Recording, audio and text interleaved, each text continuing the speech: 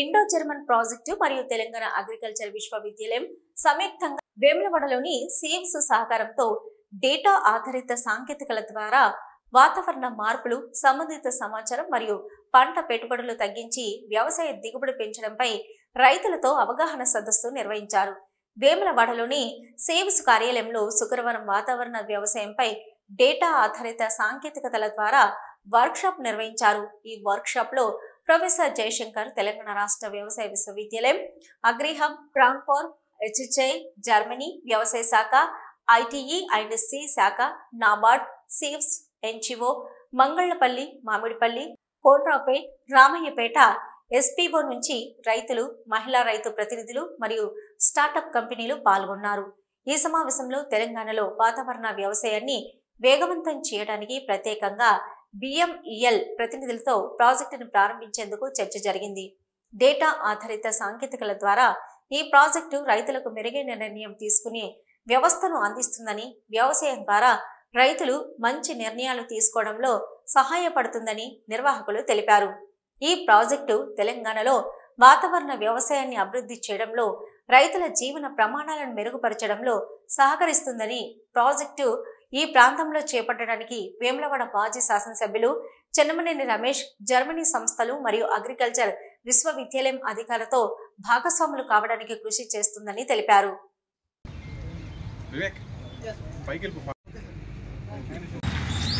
ఫ్రౌనోఫర్ అనే రీసెర్చ్ సంస్థలో పనిచేస్తున్నాను.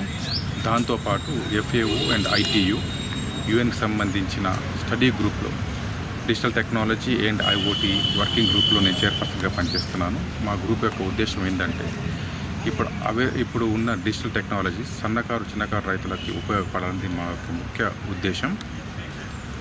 సో గత సంవత్సరం మేము రమేష్ చెన్నమనేని గారిని జర్మన్లో కలవడం జరిగింది. సో వారు అడిగారు, రఘు ఏం చేస్తున్నామని. సార్ ఇలా మేము డిజిటల్ టెక్నాలజీలో పనిచేస్తున్నాము, కృత్రిమ మేధస్సుని రైతులకు ఎలా ఉపయోగపడాలి, ముఖ్యంగా అగ్రికల్చర్లో మన యొక్క రిసోర్సెస్ని ఎలా తగ్గించుకోవాలి, అంటే పెట్టుబడి తగ్గించి దిగుబడి ఎలా పెంచాలి అనేది దానికి పరిశోధన చేస్తున్నానని చెప్పడం జరిగింది. దానికి సార్ ఉండి ఇది మన రైతులకు కూడా ఉపయోగపడాలి కదా, ఇది ఏమైనా ఛాన్స్ ఉందా మన దగ్గర తీసుకురావడానికి అని అడగడం జరిగింది. సో వారి సూచనల మేరకు జర్మన్ అగ్రికల్చర్ మినిస్ట్రీ సహకారంతో మరియు PGTCA Telangana government, PGTC agriculture university మరియు తెలంగాణ గవర్నమెంట్తో ఈ ప్రాజెక్ట్ రావడం జరిగింది. దీని ప్రాజెక్ట్ పేరు యాక్రాట్ అంటే క్లైమేట్ రెసిలియంట్ అగ్రికల్చర్, అంటే వాతావరణ మార్పులకు అనుగుణంగా వ్యవసాయాన్ని అభివృద్ధి చేసుకోవడం. సో ఇప్పుడు ఉన్న వాతావరణ మార్పుల వల్ల ఎప్పుడు వర్షం పడుతుందో తెలియదు, ఎంత రోజులు డ్రాట్ ఉంటుందో తెలియదు. సో రైతులకు సరైన సమయంలో, సరైన టైంలో, సరైన ప్లేస్లో, పద్ధతిలో విషయాన్ని చెప్పడం ద్వారా రైతులకి ఉదాహరణ చెప్తాను నేను. ఇప్పుడు రైతు పొలం కోస్తున్నాడు, వర్షం పడుతుంది, అతనికి తెలియదు ఎంత ఇంటెన్సివ్లో వర్షం పడుతుందో.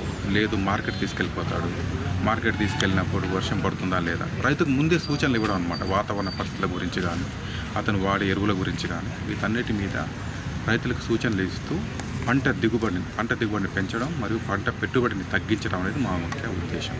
సో దీనిని సేవ్స్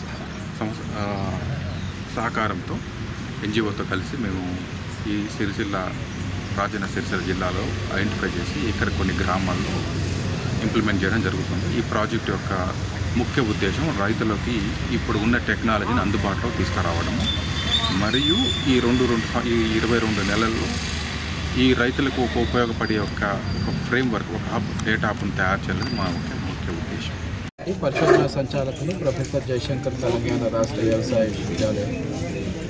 ప్రొఫెసర్ జయశంకర్ తెలంగాణ రాష్ట్ర వ్యవసాయ విశ్వవిద్యాలయం నాగర్ మరియు జర్మనీకి సంబంధించినటువంటి ఫ్రాన్హోఫర్ ఇన్స్టిట్యూట్ వారు కలిపి ఈ వాతావరణంలో వస్తున్నటువంటి మార్పులు ఏదైతున్నాయో వాటికి అనుకూలంగా ఇప్పుడు ఉన్నటువంటి కృత్రిమ మేధస్సును ఉపయోగించి ఏ విధంగా పంటలు సాగు చేయాలనే అంశం మీద ఒక 22 నెలల ప్రాజెక్ట్ కార్యక్రమాన్ని ఈరోజు ఈ వేములవాడలో లాంచ్ చేయడం జరిగింది. దీన్ని మార్కెట్కి కూడా అనుసంధానం చేసి రైతాంగం అధిక లాభాలు పొందేటట్టుగా ఏ విధంగా చేయాలి, మరియు ఈ దీనిలో భాగంగా మనకు కొత్తగా వస్తున్నటువంటి టెక్నాలజీస్ ఏదైతే ఉన్నాయో వాటిని కూడా వ్యవసాయంలో ఏ విధంగా ఉపయోగించుకున్నట్లయితే రైతాంగానికి ఉపయోగపడుతుందనే ఉద్దేశంతో ఈరోజు ఈ కార్యక్రమాన్ని ఏర్పాటు చేయడం జరిగింది.